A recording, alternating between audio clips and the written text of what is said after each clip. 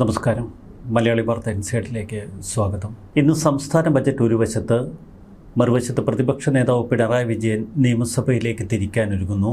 തിരുവനന്തപുരം നിറഞ്ഞ് മറ്റൊരു വാർത്ത. കൊച്ചിയിൽ നിന്ന് വലിയൊരു ഇ ഡി സംഘം തിരുവനന്തപുരത്ത് എത്തിയിരിക്കുന്നു. ഒപ്പം CRPF ജവാന്മാരും. CRPF ജവാന്മാരെ അടക്കം എന്തിനാണ് ഇ ഡി ഉദ്യോഗസ്ഥർ തലസ്ഥാനത്തേക്ക് കുതിച്ചെത്തിയിരിക്കുന്നത്?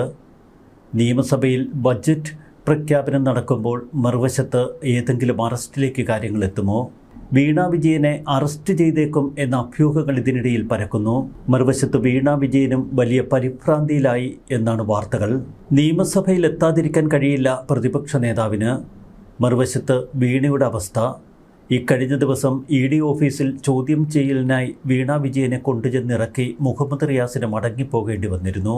ഉദ്യോഗജനകമായ മണിക്കൂറുകൾ. പിന്നീട് ഇ ഡി ഉദ്യോഗസ്ഥർ ആയുർവേദ കോളേജ് ജംഗ്ഷൻ അടുക്കലേക്ക് നീങ്ങുന്നു. അവിടെ HDFC ബാങ്കിലെത്തി വീണ വിജയൻ്റെ ലോക്കർ അന്വേഷിക്കുകയാണ് ഇ ഡി ഉദ്യോഗസ്ഥർ. മാസപ്പടി കേസിൽ പ്രതിപക്ഷ നേതാവ് പിണറായി വിജയൻ്റെ മകൾ എപ്പോൾ വേണമെങ്കിലും അറസ്റ്റിലാകാം എന്ന അഭ്യൂഹങ്ങൾക്കിടയിലാണ് ഇന്ന് നടക്കുന്ന ഈ ലോക്കർ പരിശോധന. ബാങ്ക് ലോക്കർ ഇ ഡി ഉദ്യോഗസ്ഥർ പരിശോധിക്കുമ്പോൾ പുറത്ത് കേന്ദ്രസേന കാവൽ നിൽക്കുന്നു. ആയുർവേദ കോളേജിന് മുന്നിലുള്ള HDFC ബാങ്കിലാണ് ഇപ്പോൾ പരിശോധന നടക്കുന്നത്. ഇന്ന് തലസ്ഥാനത്ത് മറ്റ് ചില പരിശോധനകളും ഇ ഡി നടത്തുമെന്നാണ് പുറത്തുവരുന്ന സൂചനകൾ. കൊച്ചിയിലെ ഇ ഡി ഓഫീസിൽ വെച്ച് ഇക്കഴിഞ്ഞ ദിവസം 9 മണിക്കൂറാണ് വീണ വിജയനെ ചോദ്യം ചെയ്തത്. എന്നാൽ വീണ വിജയൻ്റെ മൊഴി ഒട്ടും തൃപ്തികരമല്ല എന്ന് ഇ ഡി ഉദ്യോഗസ്ഥർ വിലയിരുത്തി. തുടർ പരിശോധനകളും തെളിവ് കണ്ടെത്തലും ഉണ്ടാകും എന്ന സൂചന അന്നു തന്നെ പുറത്തു വന്നിരുന്നു. വീണ വിജയൻ്റെ ലോക്കറുകൾ മാത്രമല്ല, ബാങ്ക് ഇടപാടുകൾ അടക്കം പരിശോധിക്കുകയാണ് ഇ ഡി ഉദ്യോഗസ്ഥർ.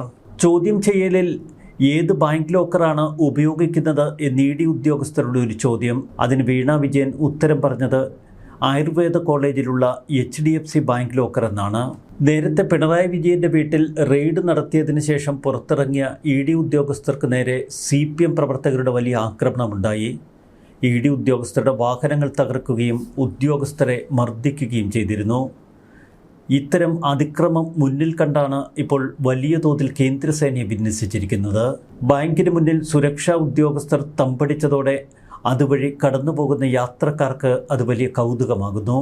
നേരത്തെ സംസ്ഥാന പോലീസിനെ വിവരമറിയിക്കാതെയാണ് പിണറായി വിജയൻ്റെ വീട്ടിലും മുഹമ്മദ് റിയാസിൻ്റെ വീട്ടിലും മറ്റ് 10 ഇടങ്ങളിലും ഇ ഡി ഉദ്യോഗസ്ഥർ റെയ്ഡിനെത്തിയത് എന്ന ആരോപണമായിരുന്നു ഉയർന്നത്. ഇന്ന് ബാങ്ക് ലോക്കർ പരിശോധിക്കുന്നതിന് തൊട്ടു മുൻപ് ഉന്നത പോലീസ് ഉദ്യോഗസ്ഥരോട് പരിശോധനയുടെ വിവരങ്ങൾ കൃത്യമായി അറിയിച്ചിരുന്നു ഇ ഡി സംഘം. മാസപ്പടി കേസിൽ വീണ്ടും വീണ വിജയന് സമൻസ് കൈമാറും. ഇനിയും ചോദ്യം ചെയ്യൽ ഉടൻ തന്നെ ഉണ്ടാകുമെന്ന് ഇ ഡി സൂചന നൽകി. CMRL എക്സാലോജിക് സാമ്പത്തിക ഇടപാടുകളുമായി ബന്ധപ്പെട്ട ലഭ്യമായ തെളിവുകളുടെയും മൊഴികളുടെയും അടിസ്ഥാനത്തിലായിരുന്നു വീണ വിജയനെ ചോദ്യം ചെയ്തത്. എൻഫോഴ്സ്മെൻറ്റ് ഉദ്യോഗസ്ഥർ 172 ചോദ്യങ്ങൾ വീണയ്ക്ക് മുന്നിലിട്ടു. ആദായനികുതി വകുപ്പ്, സീരിയസ് ഫ്രോഡ് ഇൻവെസ്റ്റിഗേഷൻ ഓഫീസ് എന്നിവരുടെ കണ്ടെത്തലുകളുടെ പശ്ചാത്തലത്തിലായിരുന്നു ചോദ്യാവലി തയ്യാറാക്കിയത്. 2 കമ്പനികളുമായി 2017-2021 കാലയളവിൽ വീണ ടിയുടെ എക്സാലോജിക് നടത്തിയ 2,78 ലക്ഷം രൂപയുടെ കൺസൾട്ടൻസി ഫീസ് ഇടപാടുമായി ബന്ധപ്പെട്ട ചോദ്യങ്ങൾ ഒരു ഭാഗത്ത്. ഈ വിഷയത്തിൽ നേരിട്ടുള്ള ചോദ്യങ്ങളിൽ പലതിനും വീണ വിജയൻ തനിക്ക് അറിയില്ല, തനിക്ക് അപ്പോഴത്തെ കാര്യങ്ങൾ ഓർമ്മയില്ല എന്ന മറുപടിയാണ് നൽകിയത്. ഓർമ്മയില്ല എന്ന് പറഞ്ഞൊഴിയുക, അതല്ലാതെ എന്തെങ്കിലും ഉത്തരം പറഞ്ഞ് അബദ്ധത്തിൽ കെണിയിൽപ്പെടരുത് എന്ന് വീണ വിജയൻ്റെ അഭിഭാഷകർ ഉപദേശിച്ചിരിക്കാമെന്നാണ് ഇ ഡി കരുതുന്നത്. പല ചോദ്യങ്ങൾക്കും തനിക്ക് മനസ്സറിവില്ലാത്ത കാര്യമെന്നാണ് വീണ വിജയൻ്റെ മറുപടി. എക്സാലോജിക് കമ്പനിയുടെ കൺസൾട്ടൻസി ബിസിനസ്സുമായി ബന്ധപ്പെട്ട ഫയലുകളൊക്കെ ബംഗളൂരു ഓഫീസിലാണ്. അന്നത്തെ പല കാര്യങ്ങളും ഇപ്പോൾ തന്നെ ഓർക്കുന്നില്ല. പണമിടപാടുകൾ ഉൾപ്പെടെ നടത്തിയത് ഓഫീസ് സ്റ്റാഫാണ്.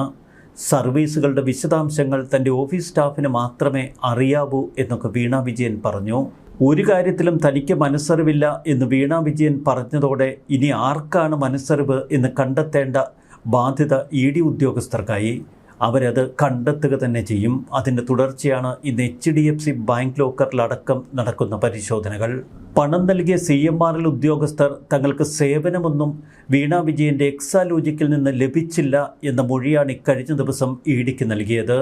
ശശിധരൻ കർത്തയുടെ ഭാര്യയും മകളും സമാനമായ മൊഴി നൽകി.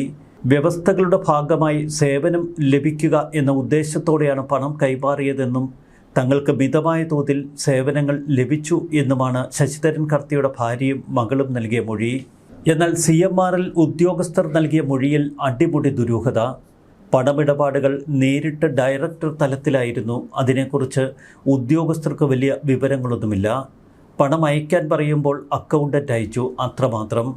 സേവനങ്ങളൊന്നും ലഭിച്ചില്ല എന്ന CMRL ഉദ്യോഗസ്ഥരുടെ മൊഴി വീണ വിജയന് കൂടുതൽ കുരുക്കായി. CMRL കമ്പനി ഉടമ SN ശശിധരൻ കർത്തയുടെ ഭാര്യ ജയ എസ് കർത്ത, മകൾ ഷിബി എസ് കർത്ത എന്നിവരുടെ മൊഴികൾ ഈ കേസിൽ അതിനിർണായകമാകും എന്ന സൂചന പുറത്തു വരുന്നു. ഇവരെ ചോദ്യം ചെയ്തതിന് തൊട്ടടുത്ത ദിവസമാണ് വീണ വിജയൻ ചോദ്യം ചെയ്യലിനായി ED ഓഫീസിലെത്തിയത്. മിക്ക ചോദ്യങ്ങൾക്കും ഒഴിഞ്ഞു മാറൽ തന്നെയായിരുന്നു വീണയുടെ മറുപടി. പല ചോദ്യങ്ങൾക്കും തനിക്ക് മനസ്സറിവില്ല, തൻ്റെ ഓഫീസാണ് അവിടെ കാര്യങ്ങൾ കൈകാര്യം ചെയ്തത് എന്ന് പറഞ്ഞൊഴിയാൻ വീണ ശ്രമിച്ചു. എക്സാലോജിക്കിൻ്റെ ബംഗളൂരു ഓഫീസിൽ നിന്ന് നേരത്തെ SFIO വിശദമായ തെളിവുകൾ ശേഖരിച്ചിരുന്നു. ഇവ ഒരിക്കൽ കൂടി പരിശോധിച്ച് വീണ വിജയൻ്റെ മൊഴി വിലയിരുത്തിയതിന് ശേഷം തുടർ ചോദ്യം ചെയ്യലിലേക്ക് കടക്കാനാണ് ഇപ്പോൾ ED സ്വീകരിച്ചിരിക്കുന്ന തന്ത്രം.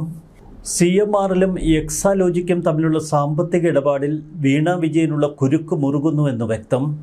ആദ്യഘട്ട ചോദ്യം ചെയ്യൽ ഒട്ടും തൃപ്തികരമല്ല എന്ന് ED ഉദ്യോഗസ്ഥർ വിലയിരുത്തി.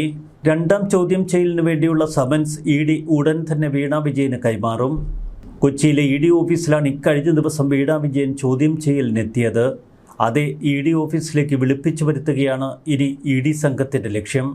CMRL പ്രതിനിധികളുമായി താൻ നേരിട്ട് ചർച്ച നടത്തി എന്ന് ചോദ്യം ചെയ്യലിൽ വീണ വിജയൻ സമ്മതിച്ചു. എക്സാലോജിക് കമ്പനി നിലവിൽ പ്രവർത്തനക്ഷമമല്ലാത്തതുകൊണ്ട് അത്തരം സേവനങ്ങൾ സംബന്ധിച്ച കൂടുതൽ രേഖകൾ ഇപ്പോൾ തൻ്റെ കൈവശമില്ല. ഇല്ലാത്ത സേവനത്തിനാണ് പണം കൈമാറിയത് എന്ന SFIOയുടെ കണ്ടെത്തലുകൾ ശരിവയ്ക്കുന്ന തലത്തിലേക്കാണ് വീണ വിജയൻ്റെ മൊഴി. CMRLന്റെ അനുബന്ധ സ്ഥാപനത്തിൽ നിന്ന് 50 ലക്ഷം രൂപ ലോണായി വാങ്ങിയ സംഭവത്തിലും വിശദീകരണം നൽകാൻ വീണ വിജയന് കഴിഞ്ഞില്ല. വീണ നൽകിയ മൊഴികളിൽ ഗൗരവമായ പൊരുത്തക്കേടുകളുണ്ടെന്നും ഇത് ആഴത്തിൽ പരിശോധിക്കേണ്ടിയിരിക്കുന്നു എന്നും ED വിലയിരുത്തി. പ്രവർത്തനക്ഷമമല്ലാത്ത കമ്പനി CMRL ഇടപാടിന് തൊട്ടുപിന്നാലെ പൂട്ടി.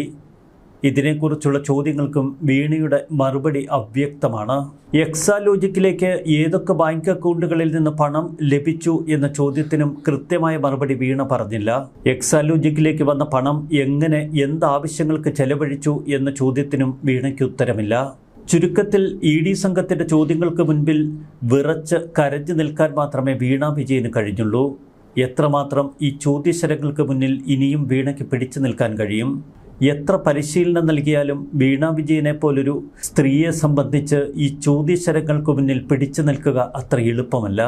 ചുരുക്കത്തിൽ വീണയ്ക്ക് മേൽ കൂടുതൽ പിടിമുറുക്കി ED തങ്ങളുടെ അന്വേഷണം ശക്തിപ്പെടുത്തുകയാണ്. അതിൻ്റെ ഭാഗമാണ് ഇന്ന് തിരുവനന്തപുരത്ത് നടക്കുന്ന ഈ പരിശോധനകൾ. ന്യൂസ് ഡെസ്ക് മലയാളി വാർത്ത ഇൻസൈഡ്.